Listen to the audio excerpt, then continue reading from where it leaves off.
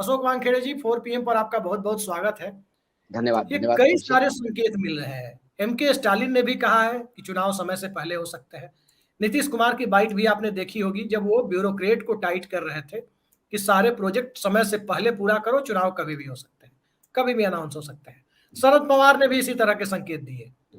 आखिर नरेंद्र मोदी अटल बिहारी वाजपेयी वाली गलती दोहराने जा रहे हैं, या 10 साल की सरकार चलाने के बाद लोकसभा चुनाव होते हैं और भाजपा को हार मिलती है, तो अकेला ठिकरा नरेंद्र मोदी पर ना फोड़ा जाए, बल्कि इस पर फोड़ा जाए कि समय से पहले चुनाव करवाना गलती थी और इस गलती की वजह से 9 साल के क्रियाकलाप को लोग भूल जाए।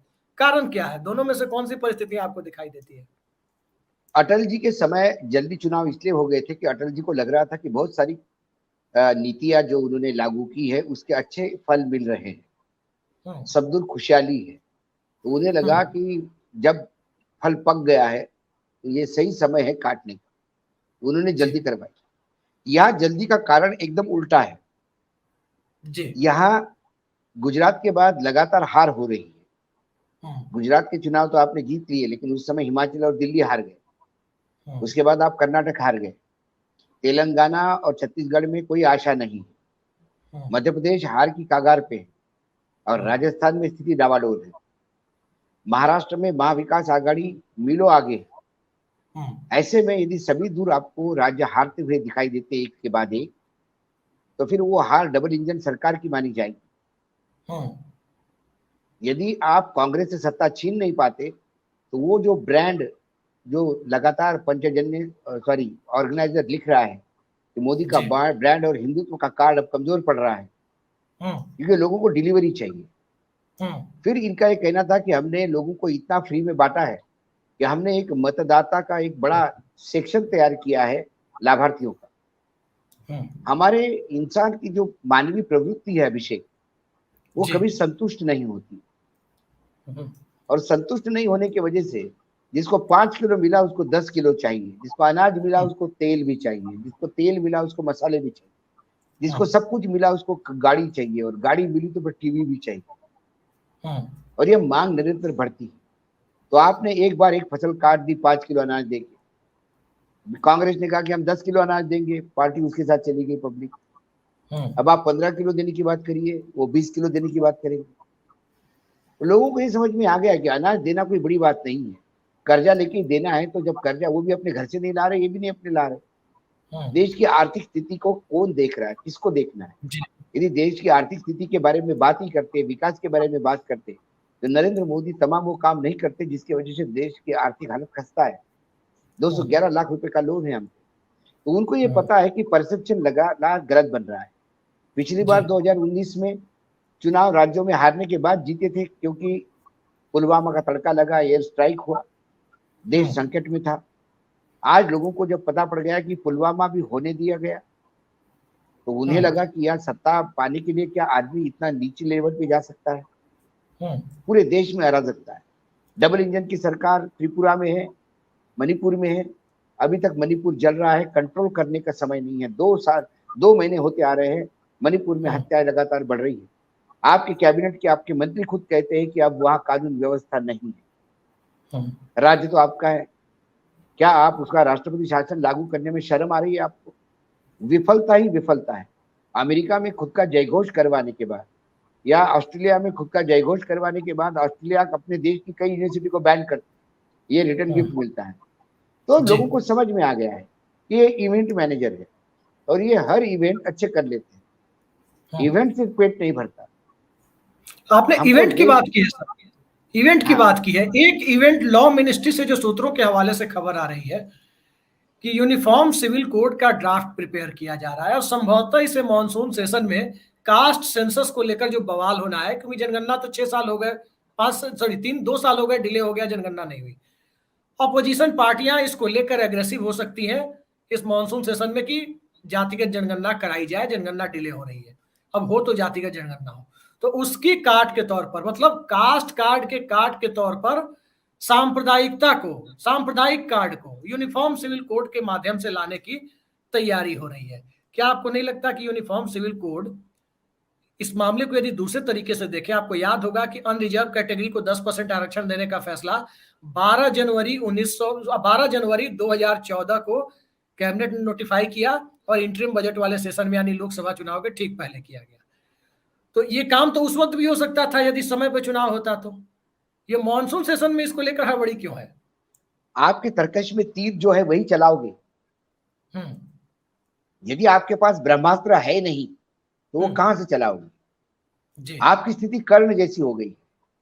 अब विस्मृत होने लगे हैं वो तमाम शस्त्र जो 2014 में चुनाव के पहले बोला करते थे, जो आयुध आपके पास थे 2019 के चुनाव में, वो आयुध लोग देखना चाहते हैं चलते समय। गरीबी के खिलाफ जंग लड़नी थी, वो हम फेल हो गए।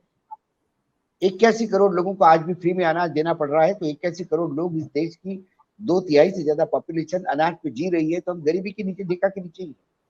आप एमएसपी देते हैं लेकिन एमएसपी पे चीजें खरीदते नहीं। किसानों को आंदोलित करना पड़ता है, सूरजमुखी को लेके जो आंदोलन हुआ उसी का भाव। आपकी एमएसपी हास्यास्पद है, किसान की आय दुगनी होती हुई कहीं दिखाई नहीं देती। आपके फॉर्मूले आप ही जानो, ये कहां से दुगनी आय बताते हो? कौन एक सेक्टर मुझे बताइए जहां जिस सेक्टर में ये कहे कि भाई साहब बहुत अच्छा है, बहुत बढ़िया चल रहा है। आज लोग कहते हैं कि गाड़ियों में वेटिंग है, गाड़ी खरीदने जाओ तो वेटिंग है, कितना इकोनॉमी बढ़ गया है। अरे उन मूर्खों को कौन बताएगा कि भैया चिप्स अवेलेबल नहीं है इसलिए गाड़ियों का प्रोडक्शन कम हुआ है, इसलिए वेटिंग ज्यादा है। 145 करोड़ का देश है ये। यहाँ अब हिंदुत्व का कार्ड नहीं चलेगा।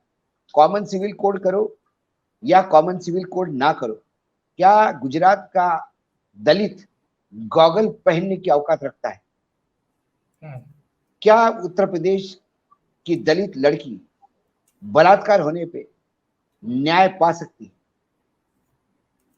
या उसके पिता को आत्महत्या कर अपने बेटे को न्याय दिलवाना पड़ता है? यदि स्थिति यहाँ ये है तो कॉमन सिविल कोड किसके लिए? सवर्णों के लिए। उत्तर प्रदेश में तो ब्राह्मण को भी न्याय नहीं मिल रहा है। वो दीक्षित माँ बेटी जल गए, बुलडोजर से जलते हुए घर पे बुलडोजर चल गया। वही तो है, वहां तो सिर्फ ठाकुरों का राज चल रहा है, तो वहां ब्राह्मण भी अपने आप को अल्पसंख्यक में माने तो ज्यादा अच्छा है। तो कुल मिलाकर सरकार के पास डिलीवरेंस क्या है?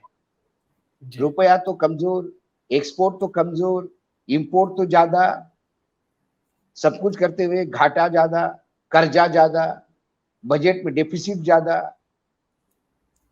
खर्चे अनाउंस होते हैं, बजट अनाउंस होता है कि इतने करोड़ रुपए दिए जाते हैं, वो आप पहुंचते नहीं वास्तविकता में।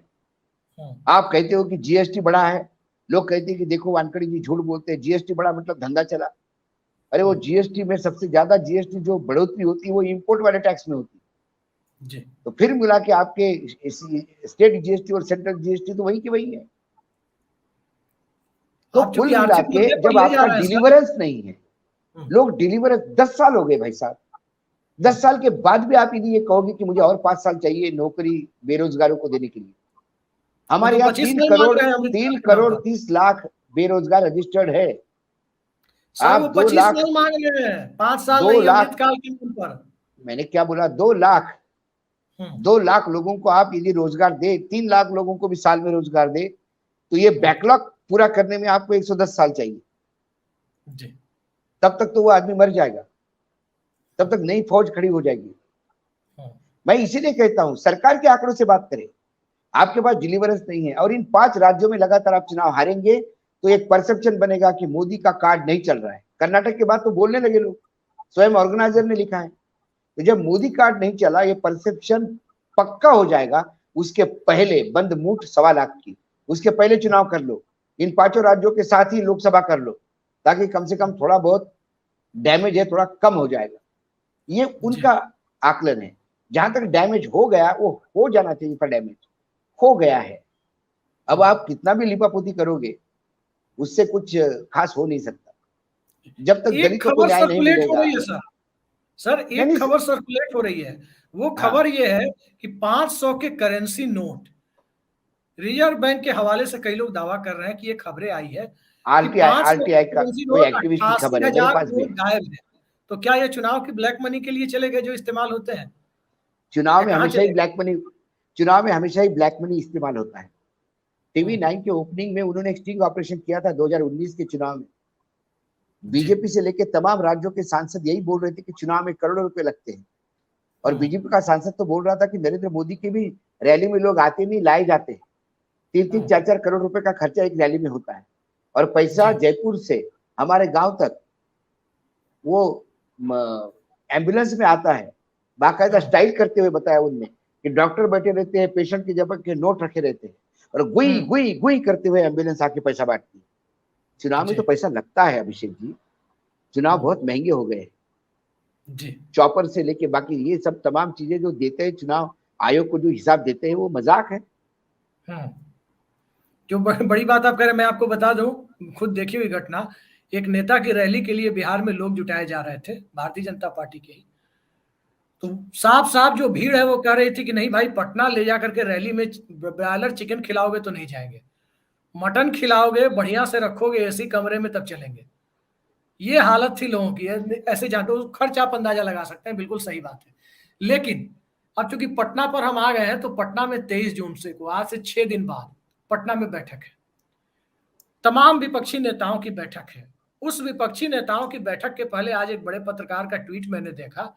वो ट्वीट ये था कि किसी बड़े नेता की गिरफ्तारी हो सकती है बहुत जल्दी। क्या लगता है, अब नेता गिरफ्तारी के डर से ऊपर उठ गए हैं, या नेताओं में अब भी सीबीआई, ईडी और सरकार और नरेंद्र मोदी और अमित शाह ये खौफ अभी बना हुआ है? मनीष सिसोदिया ने का सबका डर हटा दिया है? नहीं, जिनको डरना था वो डर गए। मायावती को डर लगता है, वो डर गई। केसीआर को डर लगता है, वो डर गए। थोड़ा बहुत बीजेडी डर रही है, बाकी ममता खुल के सामने आई हैं, तेजस्वी खुल के सामने आए हैं, नीतीश खुल के सामने आए हैं, एआईएडीएम के खुल के सामने आई हैं, शिवसेना, एनसीपी, इन सब पे प्रकोप है, ये खुल के सामने आई है। और कांग्रेस तो हर जगह पे प्रताड़ित हो रही है, वो भी खुल के सामने आ रहे हैं। अब ईडी और का डर खत्म हो गया, जेल जाने का डर खत्म हो गया। एक बात जरूर समझ में आ गई कि जेल जाएंगे तो सिंपैथी आई। राहुल गांधी की मेंबरशिप चली गई, राहुल गांधी ने बंगला खाली कर दिया, उसकी सिंपैथी उनको मिली, वो हीरो हो गए जनमानस में। कोई नहीं कहता कि भाई ये इन्होंने गलत किया, क्योंकि उन्होंने कहा ही क्या था, ये मोदी जो चोर है, ये सब मोदी क्यों होते? तो भाई मोदी तो पारसी भी है, मोदी तो मुसलमान भी है, मोदी तो हिंदू भी है, मोदी तो मारवाड़ी भी है, मोदी सारे ओबीसी कहां से हो गए? क्योंकि आपने खेल खेला और 2 साल की सजा मैक्सिमम उस धारा में। जब से वो कानून बना है तब से सैकड़ों सालों में 2 बार सिर्फ ये 2 साल की सजा हुई, क्योंकि 2 साल की सजा के बाद आपका मेंबरशिप जाता है। तो आप अपनी लाइन आगे बड़ी करने में विश्वास नहीं रखते, आप दूसरी की लाइन काटने में विश्वास रखते। आप राहुल गांधी के सवालों के जवाब नहीं दोगे तो उसको सवाल उठाने के लिए मेंबरशिप में, मतलब हाउस में से बाहर कर दोगे, क्योंकि वो सवाल तीखे है, वो सवाल जनता के है, उसके जवाब देने में। कोई पत्रकार सवाल पूछता है तो वो चैनल से निकाला जाता है जी। लेकिन सवाल तो होंगे, सरकार सवाल नहीं, जवाब नहीं देगी तो कौन देगा? पाकिस्तान थोड़ी देगा मेरे देश का बारे में सवाल के जवाब, या विपक्ष थोड़ी देगा। बिहार में पूछूंगा तो नीतीश को पूछूंगा, और केंद्र में पूछूंगा तो मोदी जी को पूछूंगा। केंद्र के बाद मोदी जी को, और बिहार में जाके सुशील मोदी को कहूं कि बता ये दारू में लोग क्यों मर रहे हैं, तो वो बोलेगा मैं तो यही कह रहा हूँ साहब, आप क्यों मुझे पूछ रहे हो? तो सवाल तो सत्ता में रहने वाले लोगों को पूछा जाएगा, जो सवालों का जवाब सवाल तो वहां भी पूछा जाएगा ना कि सतपुड़ा भवन में आग क्यों लगी, और क्या वो आग किसी डर का नतीजा है? भोपाल में ये सवाल है, और वो आग क्यों लगी, और वो आग ऐसी सेक्टर में क्यों लगी जहां बहुत सारी इंक्वायरी की फाइलें थी, EOW की फाइलें थी, ऐसा क्यों हुआ? क्या सरकार को पता पड़ गया है कि आने वाले समय में वो आने वाले नहीं है? हमने अक्सर देखा जब सरकारें जाती हुई दिखाई देती है तो फाइलें रात को जलाई जाती है, कागज जलाई जाते हैं, क्योंकि आपके कुकर्म आने वाली सरकार के सामने नहीं होंगे। लेकिन एक कॉपी जलाओगे तो 2 कॉपी दूसरी, ये देखो डिजिटल युग है अभिषेक जी, कितना छुपाओगे? इधर जलाओगे तो उधर उगाएगा, उधर उसको छाटोगे तो इधर उगाएगा। और आजकल अधिकारी भी बहुत शाणे हो गए, वो 4-4 कॉपी फाइल डिजिटलाइज करके 4 जगह रखते हैं। एक जगह जल जाएगी तो जैसी सरकार बदलेगी बोलेगी आका ये देखिए, ये है इनके करतूत, क्या करें आप बताइए? जी, बड़ी बात आप कह रहे हैं, लेकिन इसी के साथ एक सवाल और नत्थी होता हुआ दिखाई दे रहा है कि भारतीय जनता पार्टी 2014 की बात है, मैं सिलसिलेवार ढंग से तीनों बातें रखता हूं। 14 में जब नरेंद्र मोदी आए तो नरेंद्र मोदी एक राइजिंग स्टार थे, उनको इससे फर्क नहीं पड़ता था कि कितने राज्यों में हमारे पास सरकारें हैं। 2019 में नरेंद्र मोदी का ग्राफ तो गिर रहा था, लेकिन विकल्पहीनता की स्थिति बना करके पेश करने में कांग्रेस पार्टी ने भी अपनी तरफ से राजनीतिक गलतियां की और नरेंद्र मोदी ने उसका पूरा फायदा उठाया। पुलवामा जैसे फैक्टर भी रहे जिसका कुछ असर तो पड़ा। लेकिन 2019 आते आते जब ये चुनाव, ना तो कोई व्यक्तिगत करिश्मा दिख रहा है, न ही विपक्ष की तैयारी में कमी दिख रही है, भारत जोड़ो यात्रा हो या नीतीश कुमार के आने के बाद की परिस्थितियां हो या महाविकास आघाड़ी बनने की या पहलवानों के प्रदर्शन की, इन सब को क्लब करके देखें, उसमें ओल्ड पेंशन स्कीम का भी मुद्दा है, बेरोजगारी का अग्निपथ और अग्निवीर जैसे स्कीम का भी मुद्दा है। इन सब को यदि आप क्लब करके देखें तो तैयारी में कमी नहीं दिखती है, और जब तैयारी में कमी नहीं दिखती तब क्षेत्रीय छत्रपों की भूमिका महत्वपूर्ण हो जाती है। क्या नरेंद्र मोदी सिर्फ 3 छत्रप, हेमंत बिश्व शर्मा, योगी आदित्यनाथ और भूपेंद्र पटेल, क्या इन 3 के साथ मई में चुनाव में जाना चाहेंगे, या अभी शिवराज वगैरह है, या अभी वसुंधरा को भी ग्रे एरिया में रखा जा सकता है कि आपको बनाएंगे, लोकसभा विधानसभा एक साथ कराए जा सकते हैं? आपकी टिप्पणी इस पर, आपका आकलन। देखिए, इनको एक बात तो समझ में आ गई है कि क्षेत्रीय छत्रपों को जितना दुर्लक्षित करेंगे और अपने रबर स्टैम्प जितने बिठाएंगे वो आपको डुबा देंगे क्योंकि जनाधार वाले नेता चाहिए। महाराष्ट्र के बीजेपी का हास्य सिर्फ जनाधार वाले नेता घर बिठाने से हो गया, या उन्हें मजबूर किया पार्टी छोड़ के दूसरे पार्टी बिठाई, और ये रबर स्टैम्प ऊपर से बिठा दिए देवेंद्र फडणवीस जैसे, जिनका कोई जनाधार नहीं, जिनकी खुद की सीट निकलना मुश्किल है। तो आज पार्टी वहां घोर संकट में, 48 सीटें। वसुंधरा के बगैर राजस्थान में ठोर नहीं है। यदि वसुंधरा जी को साथ में नहीं लेते, मतलब डिक्लेयर नहीं करते, कैंपेन कमेटी का चेयरमैन वगैरह से काम नहीं चलेगा, उनको डिक्लेयर करना पड़ेगा सीएम फेस, तभी जाके पार्टी की स्थिति सुधर सकती है। नहीं तो वह अशोक गहलोत का रिपीट होना करीब करीब तय है। क्योंकि वसुंधरा अभी क्यों काम करेगी, किस लिए काम करेगी?